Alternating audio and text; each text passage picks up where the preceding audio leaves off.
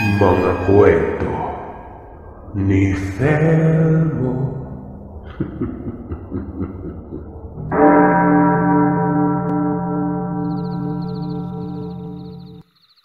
Mapagpalang araw at gabi. Alam ko na karamihan sa nakikinig dito naniniwala sa kababalagan. Pero paano kung sabihin ko sa inyo na higit pa sa kababalagan ang matutunghayan nyo? Itago nyo na lamang po ako sa pangalang Ramil. Matanda na ako at ang nagsusulat ngayon ng kwentong ito. Ang apo ko. Ito ay pumapatungkol sa talata na inilatag bilang pangunang mensahe. Nangyari ito sa lugar namin nung binata pa ako, sa mataas na banda ng San Jose, Mindoro, dekada 80. Kung hindi ako nagkakamali, ang edad ko noon ay hindi lalampas ng 20 anyos. Tandang-tanda ako noon ang nakakapangilabot na tagpo na siyang hanggang sa ngayon kapag sumasagi sa isipan ko, natatakot pa rin ako. Kultura na natin ang pagiging makadiyos. May ilan mang hindi ganon kabuo ang pananampalataya, pero naniniwala sa Panginoon. May magkakaibang aspeto man, relihiyon at estado, pero iisa lamang na tao ang sinasampalataya. May iba din na inaakala natin na nananampalataya, pero hindi natin alam kung sa totoong Diyos ba ito. Alam nyo, itong pamilya namin, nasobran sa pananampalataya. Halos kada alas 3 o alas 6 at alas 9 ng gabi, nagdadasal kami sa altar. Saglit lang naman, pero nakikita ko na ibang-iba kami sa karaniwang nakikita ko sa lugar namin. Nagmimistulan na kami noong isang kulto. Kapag gabi ang pagdadasal, pinapatay ang ilaw. Bilang tagasunod noon ay wala akong reklamo, maging nanay ko at ang dalawa kong kapatid. Lahat ng ito ay impluwensya ng aking ama na itago na lamang natin sa pangalang Osep. Sa kanya galing ang mga pagpapasunod sa amin. Siya din ang tumawag sa isang silid-bahay namin na isang altar. Minsan, dinadala kami noon ng tatay sa isang lugar na kung saan may ilang mga katulad namin na may madiinang pananampalataya. Ang naiiwan lamang noon ay ang nanay na itago nating Malona. Napakalayo nito. Mga 2 oras ang biyahe. Hindi mo aakalaing may isang malaking bahay sa liblib na lugar na yon. Tapos ang silong, parang isang kapilya. May ilang mga bahay naman doon pero magkakalayo. At ang namumukod tanging malaki, yun lamang ang pinupuntahan namin. Nagpupulong-pulong sila pero kami na mga kapatid ay hindi pinapasama. Nasa labas lamang kami ng tahanan yon, na animoy pinamamahayan ng kung anong mga elemento. 2 palapag yon. Ang ilang bahagi ay nilulumot na. Kapwa may biranda ang itaas at baba ng bahay. Inaabot yun ng gabi. Tingin ko ay mga alas 7 yata natatapos. Ito namang Tatay Osep, hindi nagsasalita. Ilang beses na kaming pumupuslit sa lugar na yon. At sa tuwing lalabas na ang tatay ay napakatahimik nito. Yung tipo bang parang problemado. Tapos panay sipat sa amin na mahahalata mong may matinding kalungkutan. Hanggang sa isang araw, kung hindi ako nagkakamali, hapon yon, kakarating ko lamang sa bahay at naabutan kong tila nagkakagulo. Doon ko napag-alamang patay na si Tatay Osef. Ang ikinamatay niya, pagpapatiwakal. Ginawa niya ang pagpapatiwakal na yon sa mismong harapan ng altar. Laslas ang pulso nito. Nakatarak sa kanyang tiyan ang isang mahabang patalim na may mga kung anong mga kataga. May papel pang nakadikit sa dingding at may mga katagayon na para umano sa amin ang ginawa niyang yon. As in, nagkagulo talaga. Nabalot na mga katanungan at kilabot ang isip naming lahat. Nakakabaliw isipin. Anong problema? Anong dahilan? Bakit siya nagpakamatay? Bago mangyari yung senaryo yon, itong si Tatay Joseph ay panay parinig na kahit anong mangyari umano, pamilya ang uunahin nito. Para sa amin umano ang gagawin niya. Para sa kaligtasan namin. Bagay na, yun din ang nakasulat sa papel. Pinupuna pa nga yun ng nanay na wag daw magbibiro. Para kasing may mangyayaring hindi maganda. Pero seryoso tingnan si tatay. Ni ultimo konting bahid ng pag-aalinlangan sa mukha niya. Wala siyang emosyong pagbibiro. Yun na pala yun. Ilang araw ay yun na ang bubungad sa amin. Ang nakapagtataka dyan, ilang oras, may nagsidatingang mga tao doon na ang ilan dito, nakita ko na sa isang bahay kung saan ito ang pinupuntahan namin. Kung saan sumasamba si tatay. Pinalabas kaming lahat nun na para bang tinanggalan kami ng karapatan. Sila lamang ang nasa loob ng bahay. Si nanay kasama ng mga kapatid ko. Nasa labas kami gaya ng sinabi ko noon. Maging ang ilang mga kaanak namin noon, kasama namin at kabi-kabila ang pagtatanong sa kung anong nangyayari. Mga tanong na wala kaming kasagutan ng mga panahon na yon. Paano? Anong sasabihin namin? Maging ang nanay, walang nasagot. Maliban na lamang sa baka may isnasagawa yung mga kasamahan namin. Hindi ko alam pero siguro isang bendisyon. Nakakatakot, Sir Seth. Bakit? Naririnig namin sa labas ng bahay ang pagdadasal nila na may kasamang pag-iyak. May kumakanta pa. Pero ang tono ng kanta ay para bang galit na galit nun. Bukod pa dyan, tila nag-aaway sila sa loob. Nagkakasagutan ng mga ito. Ang ilang mga bahagi ng pag-uusap nila, naiintindihan ko na, kesyo, ano na ang gagawin nila? Ano na ang mangyayari sa kanilang napaghandaan? Meron pang nagsalita na gagawan nila ng paraan. Bakit pa daw kasi pinili ang tatay ko? Karuwagan at kulang umano sa paniniwala yon. Matagal yon. Inabot ng 10:00 ng gabi bago pa nakita namin ang paglabasan ng mga ito. Pero walang isa dito ang lumapit sa amin. Nakayuko lamang sila. Dire-diretso yon hanggang sa mawala na lamang sila sa paningin namin. Blanko man ang kaisipan pero walang ni isa sa amin ang nakapagbigay ng opinyon. Ang iniisip lamang namin ay asikasuhin na lamang ang labi ni tatay. Pinaimbalsa mo, pinaglamayan, binigyan ng magandang libing. Matindi yung paghihinagpis namin nun.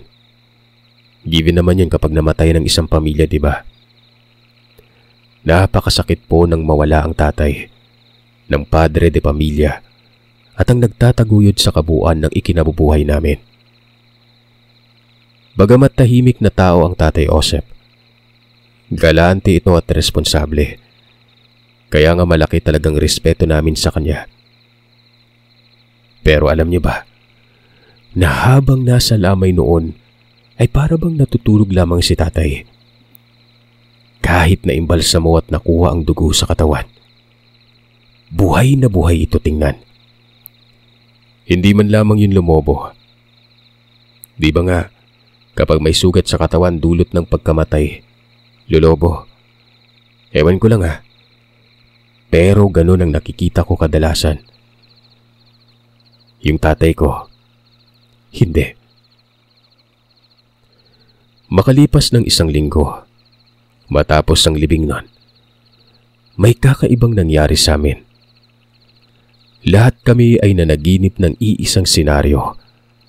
At ang senaryong ito ay ang pagpapakita ng tatay na nakasuot ng itim na kapote at nakakapangilabot na mukha.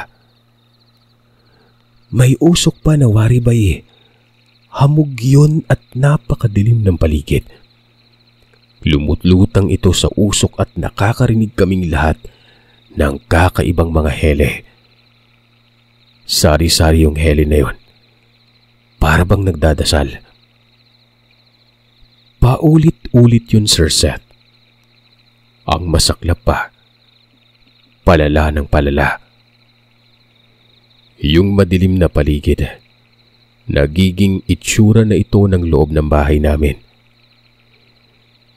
Sa panaginip yun na siyang nagresulta sa matindi naming pangingilabot. Napaka-questionable talaga kung bakit kami nagkakasabay ng panaginip. Pare-parehas pa. Hindi ko pala nabanggit ang detalye ng mismong lugar namin. Nayon lamang yun pero sibilisado na. Kumbaga maraming bahay, may kuryente, may mga matataas na antas ng pamumuhay. May mga payak lang din noon.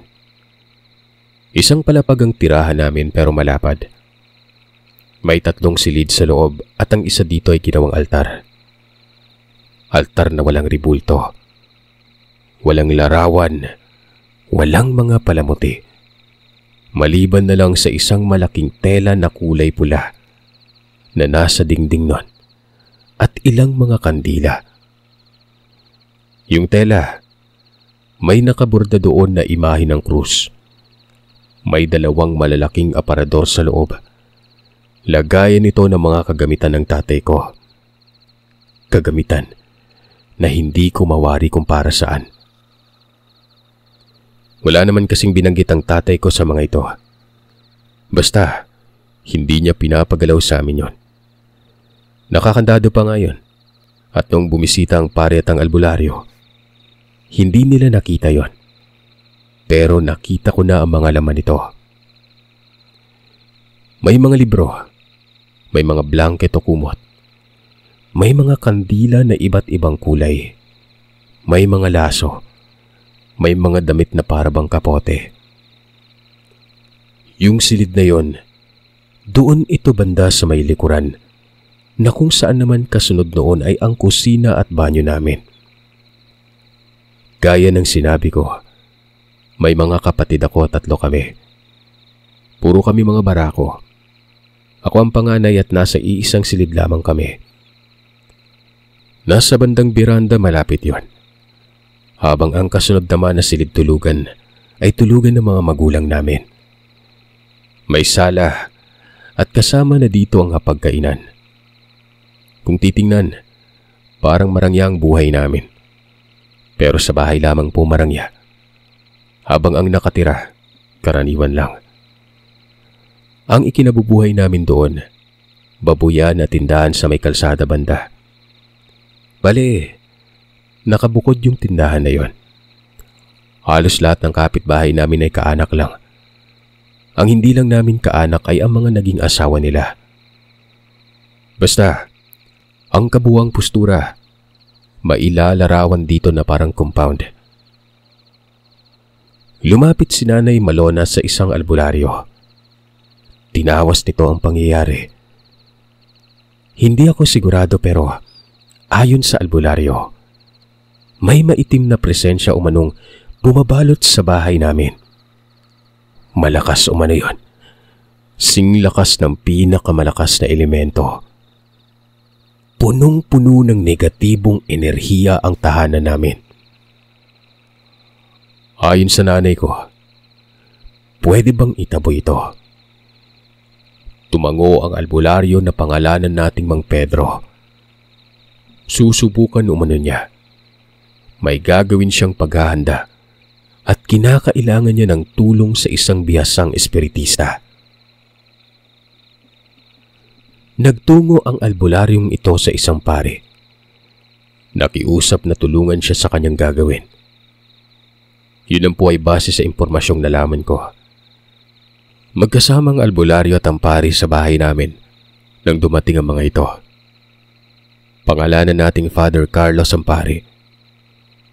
Unang bungad pa lang, sinabuyan na kaagad niya ng holy water ang bahay. Ang sabi ng pari nun, nakakonekta daw kami sa portal patungo sa impyerno. Hindi niya alam kung paano ito nangyari. Siyempre nagulat kami nun.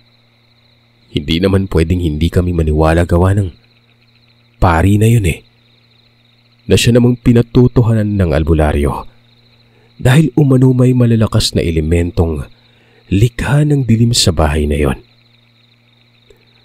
Nanonood lamang kami noon sa pinagagagawa nila.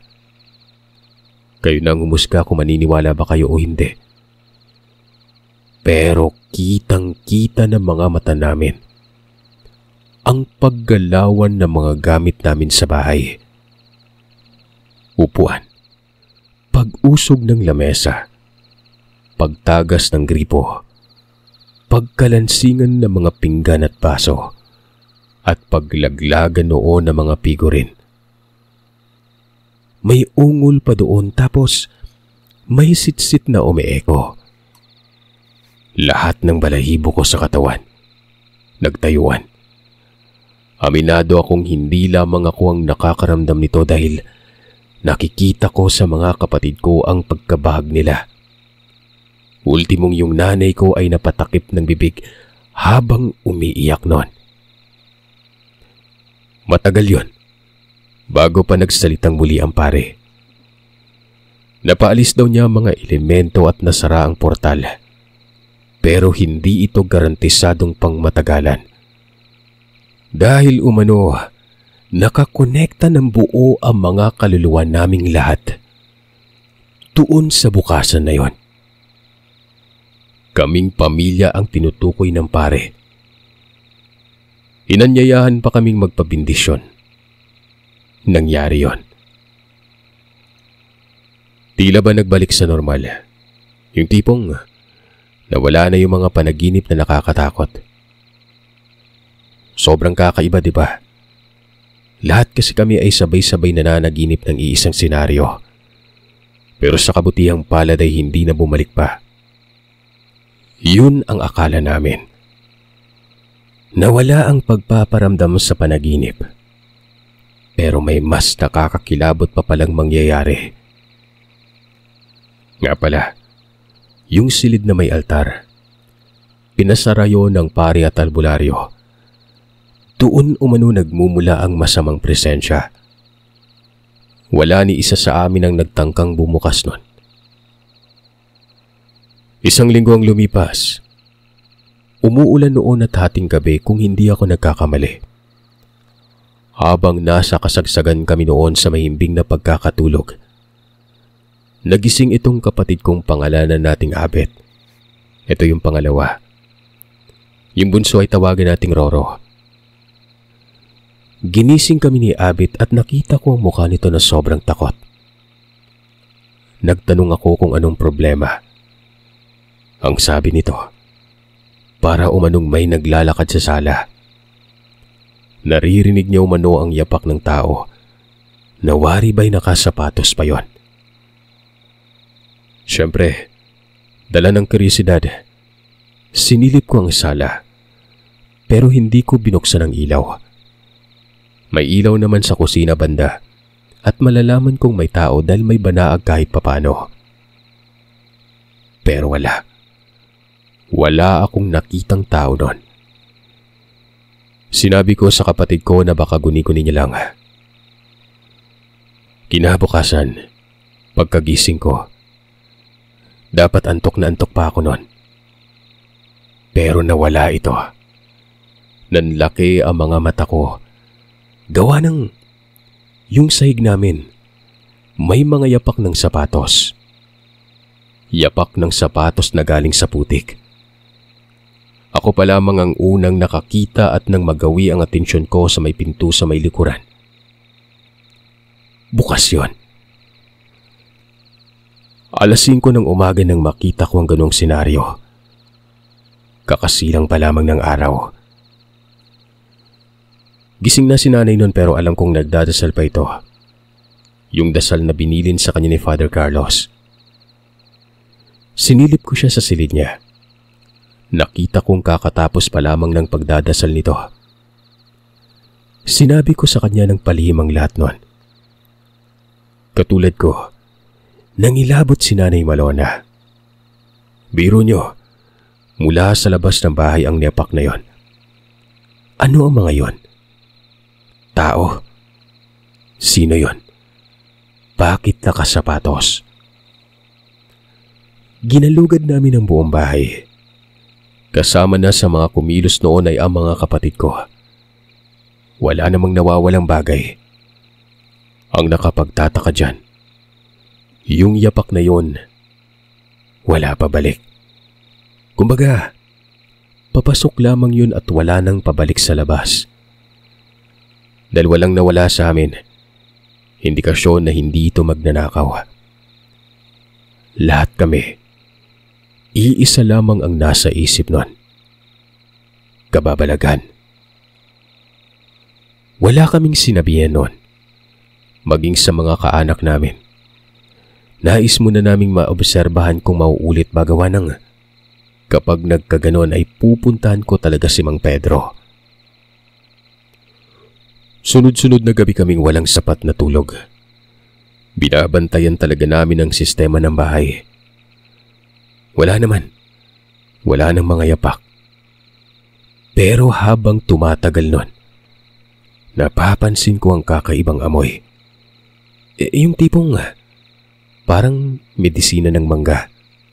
Medyo mabantot. Palalayo ng palala. Hinahanap ko kung saan banda ba galing ang bahong ito. Umaabot na kasi yun sa silid namin at talagang nakakasulasok. Hanggang sa mas inikihan ko ang paghahagilap. Napadako ako sa pinto doon sa silid na may altar. Inamoy ko ang siwang nun. At dito ko napagtanto na doon galing ang amoy na mabaho. Kagad kong sinabi ito kay nanay. Dagdag ko pa ay pwede bang buksan ang silid na yon. Gaya ng sinabi ko'y nakalak yon. Maging ang mga bintana. Pinaalala ni nanay sa akin na ipinagbabawal ngang pagbuksan yon ng dalawang sina Father Carlos at ng albularyong si Mang Pedro. Sabi ko naman, sisilipin lamang kung anong meron sa may loob. Titingnan lang. Isasara din naman kaagad. Nag-aalangan si nanay nun. Sabi niya, kami lang daw ang makakaalam nito. Huwag ipagsabi sa mga kapatid ko. Kinuha niya ang susi. Kinakabahan ako noon pero tinatagan ko ang sarili ko. Ano ang nasa loob? Nang mabuksan ko ito, marahan kong pinihit ang trangkador. Tinulak ko ng dahan-dahan ang pinto. Doon sumabog sa mukha ko ang mas malalang pang-amoy.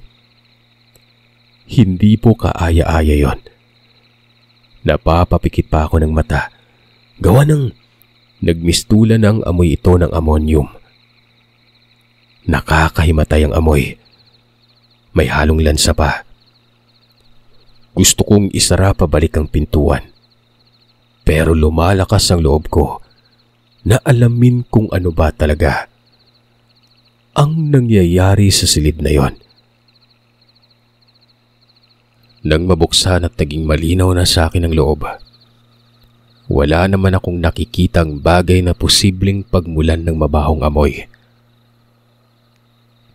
Nagkatitigan pa kami ng nanay ko. Bakit may amoy? Pero wala namang kung ano doon. Humingi ako ng pahintulot sa nanay ko na, "Kako, papasukin ko ito. Iimbestigahan ko kung ano ba talaga."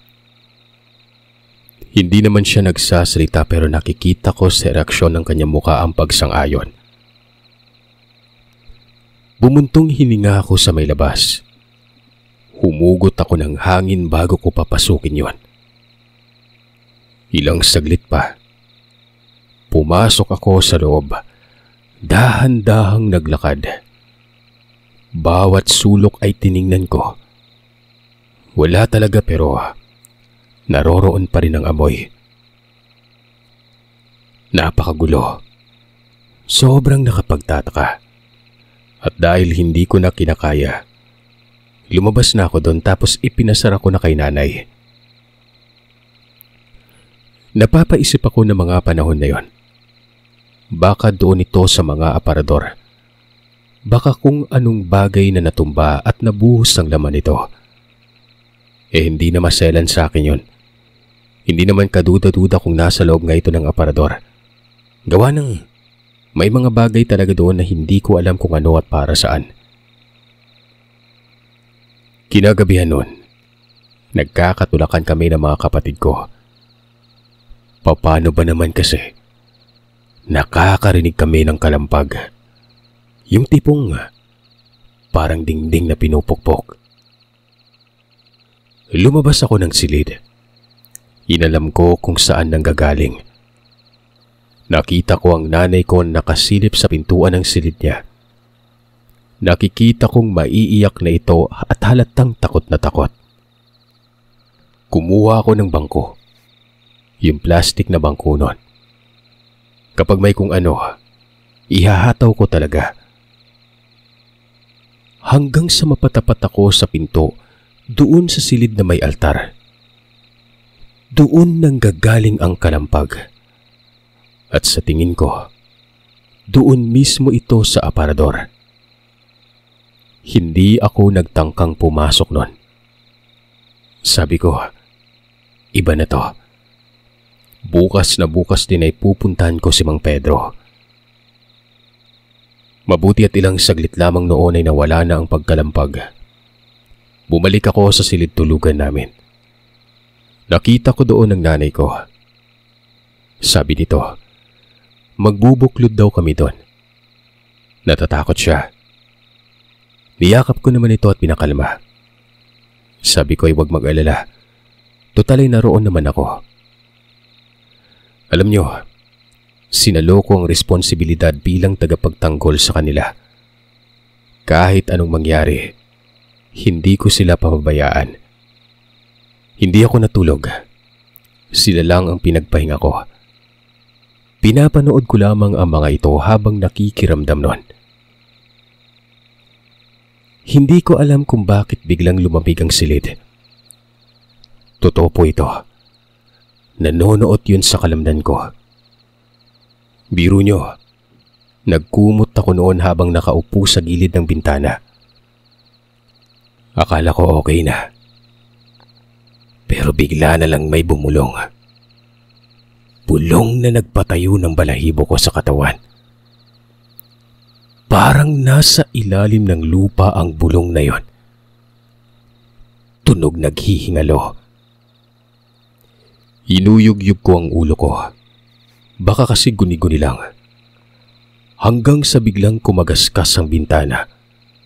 Yung tipong may kamay na marahang kumakalmot dito.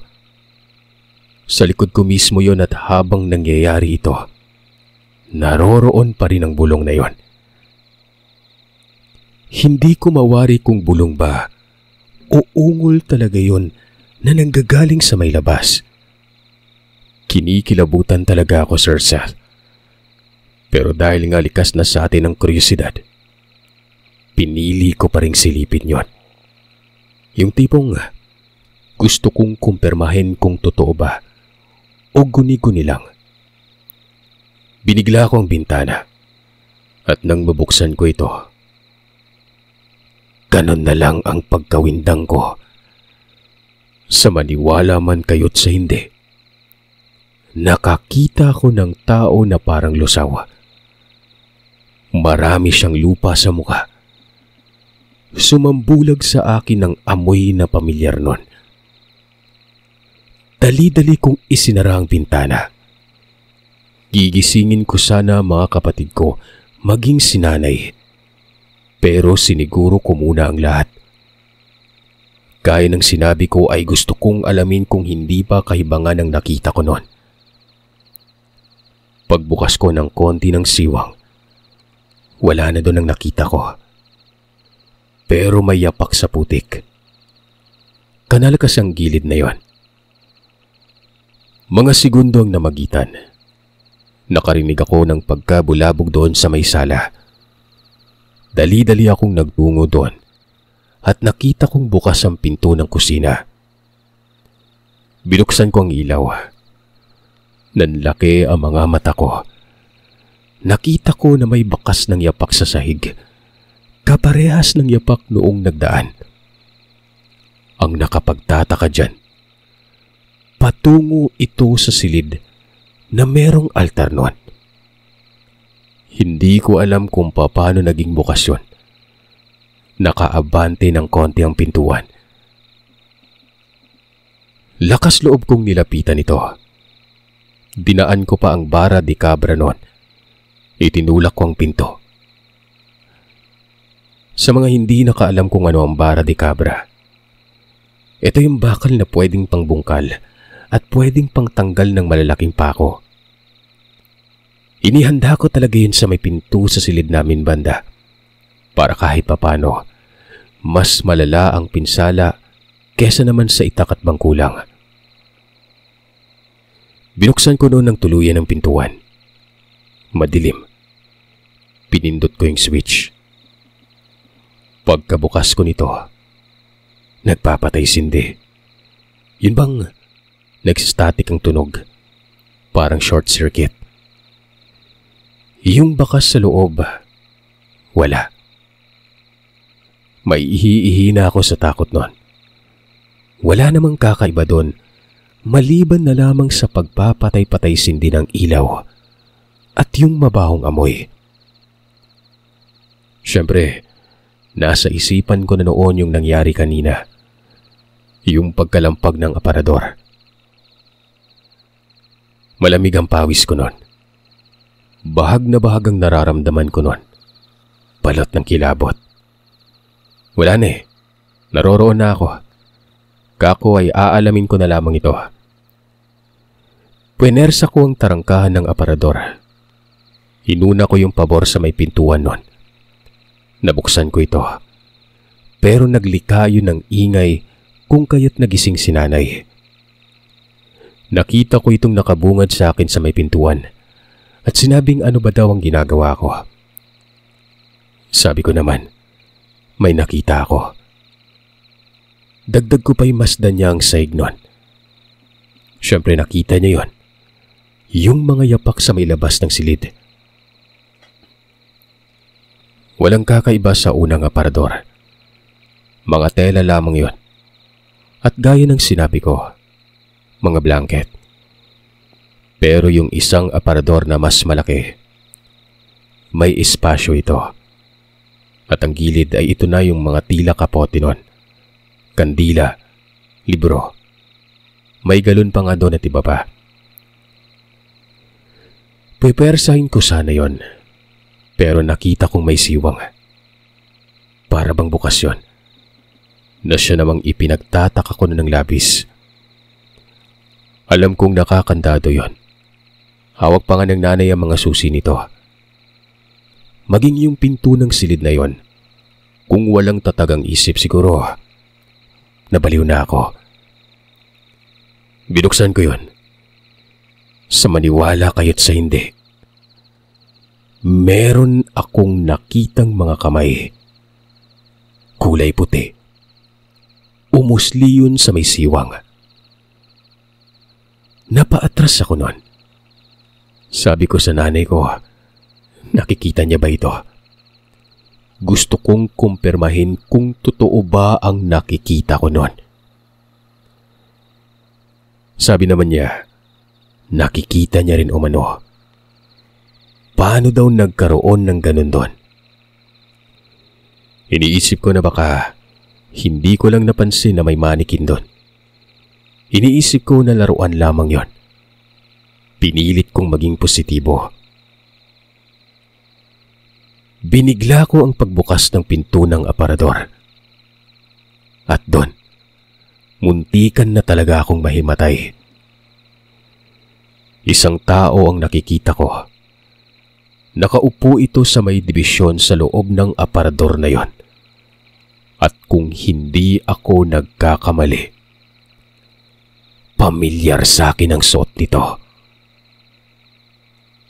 Yun ay walang iba kundi si Tatay Josep.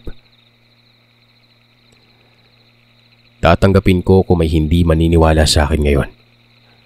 Batuin niyo ako ng pangungutya. Pero mamatay man ako, Sir Seth, totoo po yung nakikita ko. Lusaw ang mukha nito. At kung hindi din ako nagkakamali, ito yung nakita ko sa may bintana. Nakapikit ang mga mata na nagtutubig-tubig pa.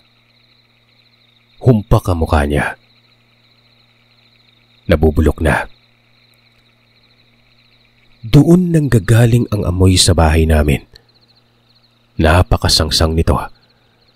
Nakasapatos siya. Nakasuot pala ito ng sapatos habang nasa kabaong. Napapaiyak ako noon. Halo-halo ang emosyon ko at hindi talaga ako nakakagalaw.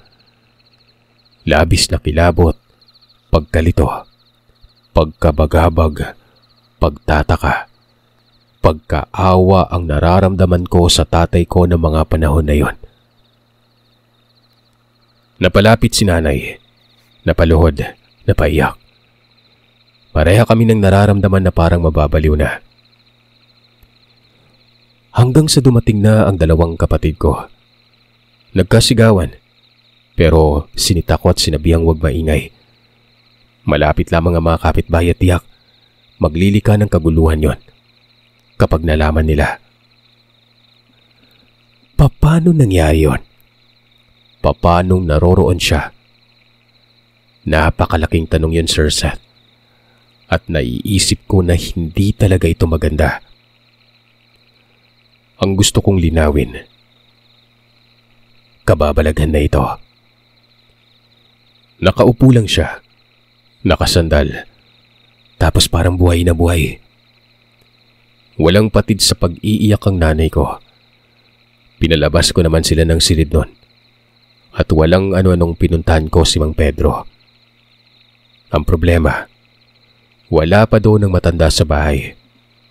Umalis naman yun kasi nga may pinuntahan daw. Hindi naman sinabi kung saan nagpunta, tanong ang dahilan.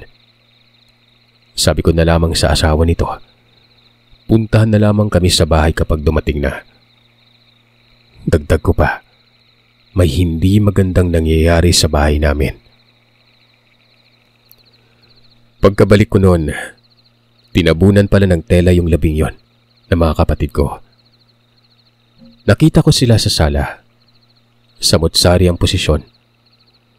Itong dalawang kapatid ko ay bagsak ang balikat at mapuputla. Yung nanay ko naman, nagdadasal. Hawak nitong rosaryohan. Lumapit pa sa akin itong bunso namin at ang sabi, ipaalam daw namin ito sa otoridad. Sabi ko naman wag. Walang makakaalam na iba dito. Dahil kapag nagkaganon, magkakagulo talaga. Malawak ako mag-isip at alam ko ang tama at mali nun. Nagmungkahi ako sa kanila na antayin namin si Mang Pedro. Tingin ko ay baka sa tanghali ay darating na ito. Lahat kami, walang ganang kumain nun. Sino bang hindi, diba? Kayo kaya'y makasaksi ng bukod sa nakakapangilabot. Nakakadiri pa. Tatay namin yun, Sir Seth. Asawa ng nanay. Pero patay na yun eh. Inaagnas na. Wala talaga kaming gana. Ultimong pag-inom lang ng tubig, Sir Seth, hindi namin magawa-gawa nun. Bagot na bagot ako nun. Habang binabantayan ko ang oras, ay tila ba ang bagal tumakbo nito. Kada sandali, tingin sa oras, at kada sandali, susi naman sa may aparador. Pero sa bawat sandaling yon, napapansin ko ang pag-iiba ng posisyon ng aming ama.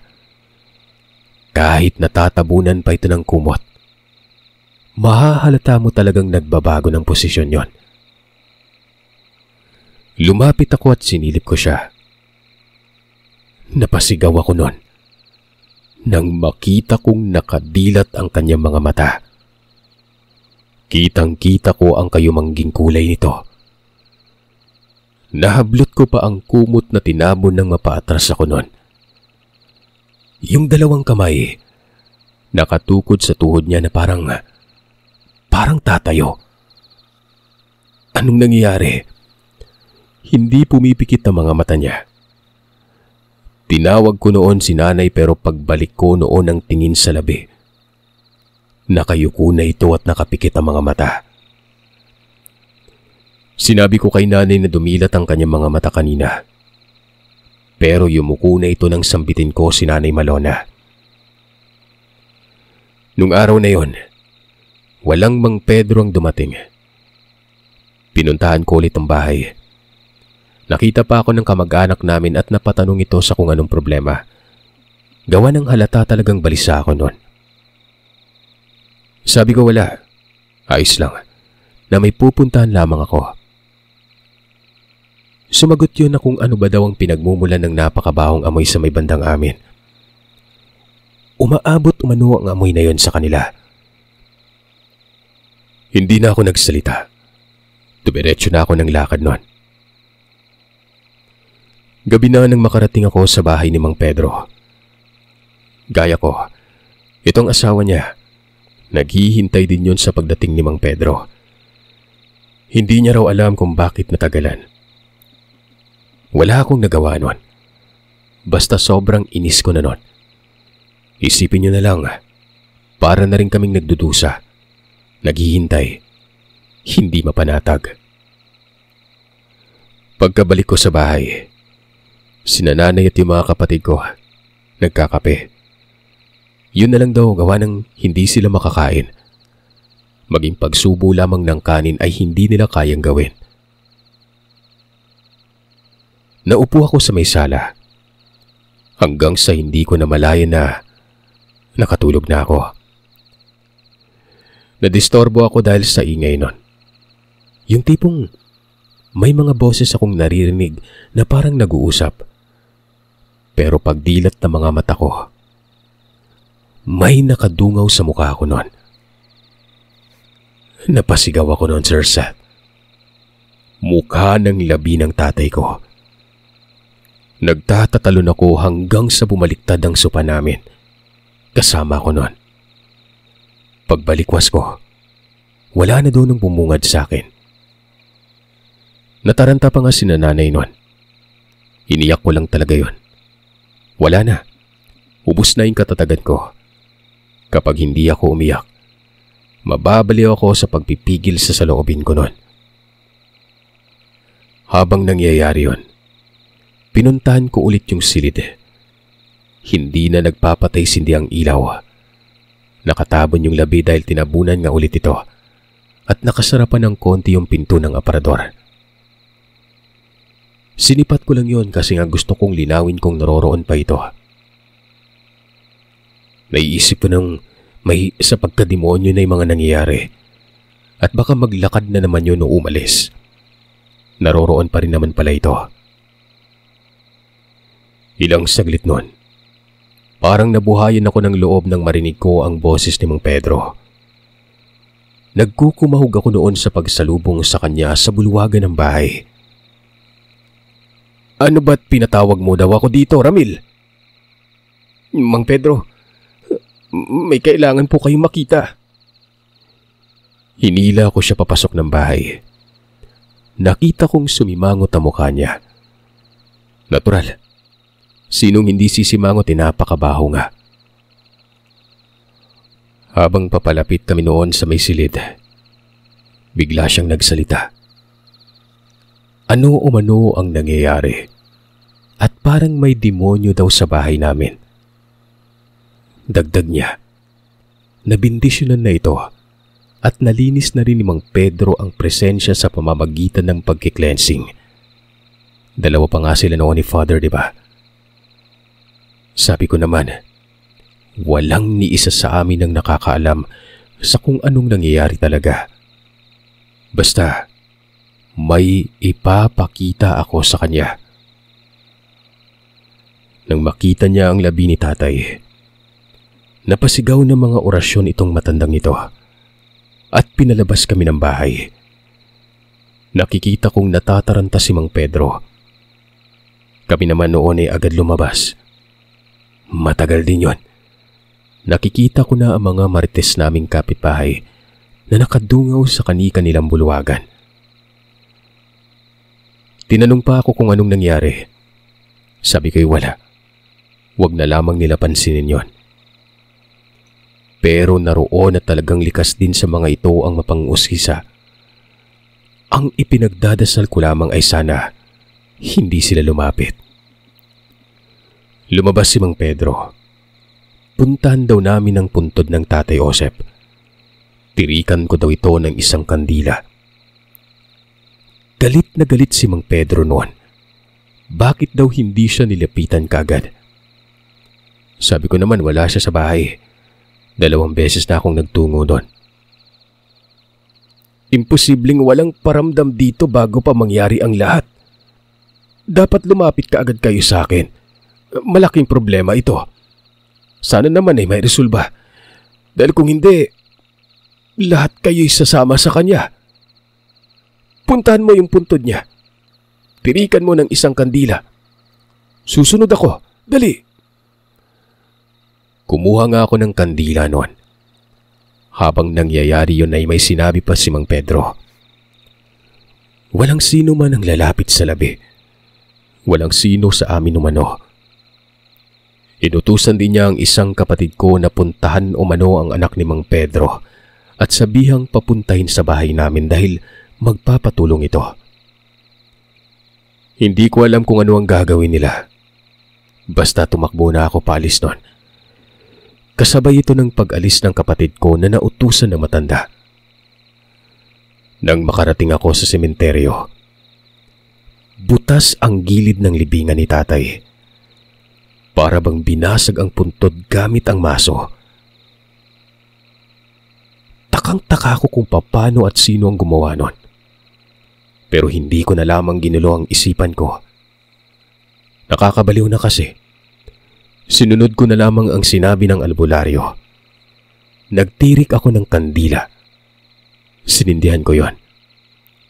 Nagantay ako doon gawa ng sinabi ni Mang Pedro na susunod siya. Ibig sabihin ay kailangan kong antay nito. Mga 1 oras at kung hindi ako nagkakamali, bukang liwayway na noon. Maliwanag na kasi bahagya ang silangan.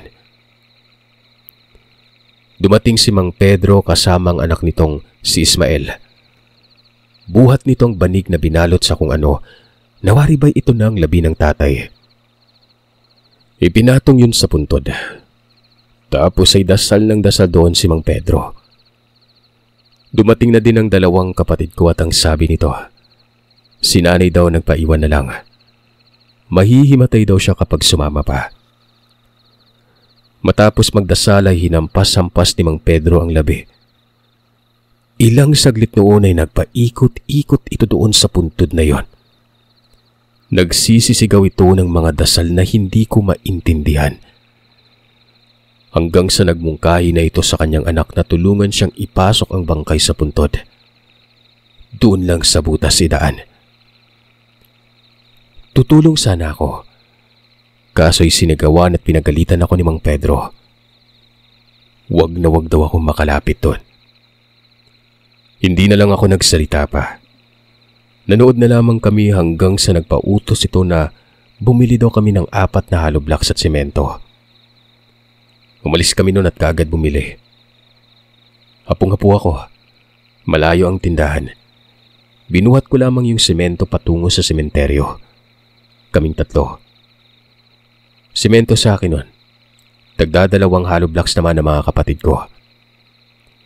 Nang makarating kami sa sementeryo, handa na sila mag-ama. May isang batya ng tubig pa doon at pala. Siguro, nanghiram lamang sila doon sa mga bahay malapit sa lugar.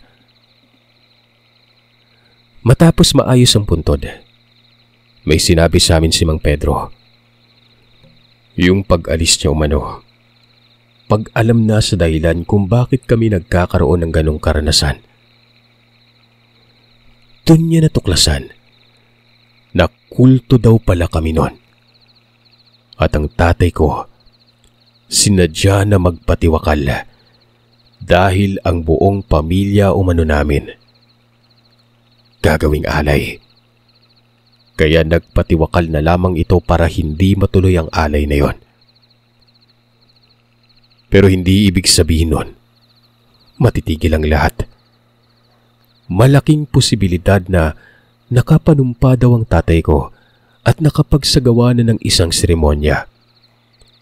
Si tatay din ang papatay sa amin at siya ang dadala sa mga labi namin sa pag-aalay.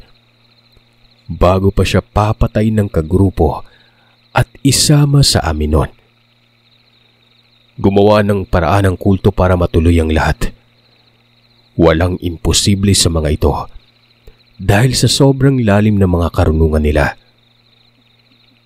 Yung labi ni tatay, demonyo na ang nakasanib doon kaya daw nabuhay yon at umuwi sa amin. Pero bago daw nangyari yon, syempre, nagsagawa ng isang ritual para mabuhay ang tatay na doon mismo sa puntod nangyari. Matapos mabuhay ay saka palang binuksan ang puntod nito para makalabas ang bangkay. Hindi ba daw kami nagtataka na parang sinira ang puntod na yon? Naniwala ako ng buo nun. Nagtuloy-tuloy ang kilabot ko. Nung una pa lang ipakiramdam ko na talagang kulto kami, Sir Seth. Sadyang hindi nga lang naging malinaw sa akin lahat kaagad dahil din ito sa tatay namin. Sabi niya lang kasi, basta magdasal lamang kami nun. Wala naman akong napapansing negatibo sa pagsasagawa ng dasal. Purong sampalataya lang talaga yon. Sa Diyos din kasi ang pananampalatayang yon. Pero hindi ko alam kung sinong Diyos ba ito. Ito na yung nabanggit ko, na may ibang sobrang nananampalataya pero ang tanong, sa aling Panginoon? May narinig na akong kulto sa kwento niyo at talagang masasabi kong totoo sila. Malalakas pa sa mangkukulam ang mga hayop na yan.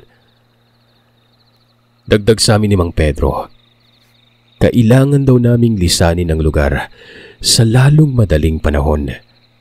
Dahil kung iniisip namin na tapos na ang lahat dahil nailibing ulit ang tatay, nagkakamali daw kami noon.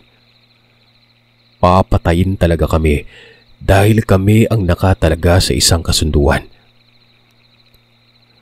Matapos makapagsalita ni Mang Pedro, umuwi kami sa bahay at tinulungan kami ng albularyo para makaalis kaagad.